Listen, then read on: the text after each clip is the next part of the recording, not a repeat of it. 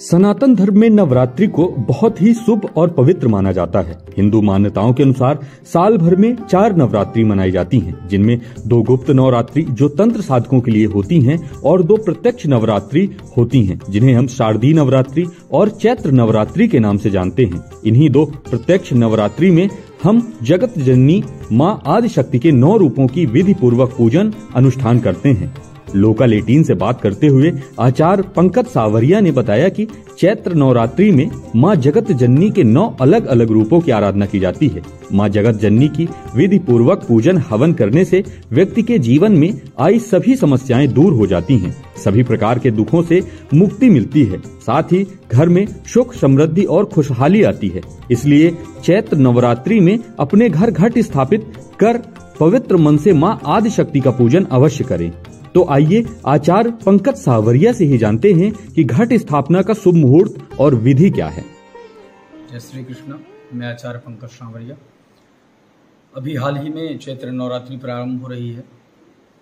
सबसे बड़ी बात है कि हमें मुहूर्त में ही करना, किसी कार्य को करना चाहिए। इस समय पर यदि हम दवा लेंगे तो फायदा करेगी, नहीं लेंगे तो दवा निरर्थक हो जाती है। उसी प्रकार से प्रातः 6:05 से लेकर 10:16 तक सुंदर 4 घंटे और 11 मिनट का मुहूर्त है इस बार घट स्थापना के लिए। तो सुबह आप 6:05 से 10:16 तक आपको घट स्थापना करना है।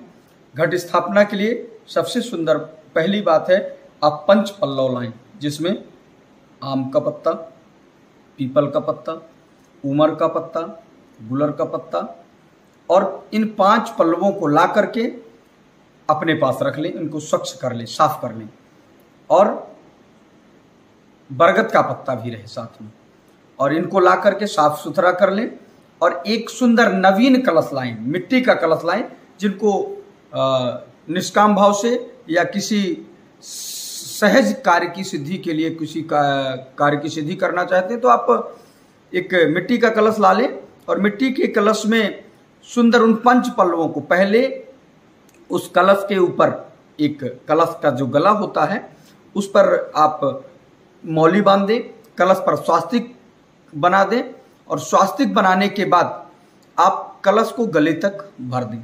उस पर एक सुपारी, एक हल्दी, एक सिक्का, थोड़ा अक्षत, एक पुष्प रख दें और उसके बाद उन 5 पल्लवों को, आम का, बरगद का, पीपल का, उमर का और गुलर का, ये 5 पत्ते, 5 पल्लव इसको कहते हैं, उसको रख दें। उसके ऊपर एक प्याले पर, एक प्याला अर्थात मिट्टी का ही सकोरा कहलाता है, छोटा कटोरा होता है, उस पर आप कुछ अनाज भर करके उसके ऊपर एक नारियल आप स्थापित करें।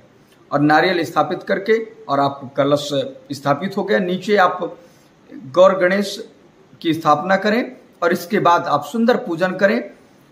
सुबह ब्रह्म मुहूर्त में ही इस बार का पूजन का मुहूर्त है, 6:05 से 10:16 तक। आप पूजन करके एक दीपक जला लें, जो कार्य दीप कहलाए। यदि आप अखंड ज्योत जलाना चाहते हैं, बहुत सुंदर बात है। अखंड ज्योत आप कई चीजों से जलाया जा सकता है, जैसे तिल का तेल है, घी से है और अन्य कई चीजों से कई चीजों का दीपक जलाया जाता है। लेकिन आप प्रयास करें कि तिल के तेल का दीपक जलाएं या घी का दीपक जलाएं, बहुत अच्छा रहेगा। मीठा तेल का भी जला सकते हैं, यदि कुछ उपलब्ध नहीं हो रहा तो मीठा तेल का दीपक जला लीजिए। और एक छोटा कार्य दीप जला करके माँ भगवती की एक प्रतिमा रख लीजिए और सुंदर कलश स्थापना करके और उसका सुबह शाम पूजन करें। और कलश के चारों तरफ से जवारे आप बो सकते हैं, और नहीं तो आप छोटे छोटे टोकरियों में भी जवारे बोया जा सकता है। और कलश स्थापना करके और सुंदर दोनों समय उसका 9 दिन तक पूजन करें।